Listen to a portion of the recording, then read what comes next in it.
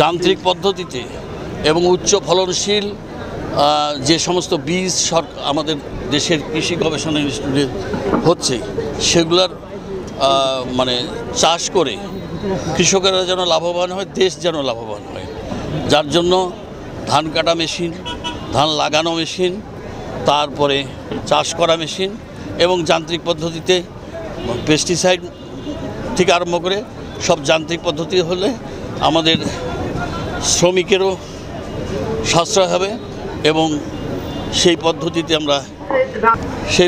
আমরা চাষ করলে দেশ এবং জাতি এবং কৃষকেরা লাভবান হবে। মানে অর্থাৎ যন্ত্রের সাথে কৃষকদের পরিচিতি করতে হবে, তবেই তারা পারবে, না হলে ভাড়া খাটায় পারবে। ওই জন্য সব কৃষককে যান্ত্রিক পদ্ধতিতে মানে চাষবাস শেখানোটাই হলো আমাদের মূল মেসেজ।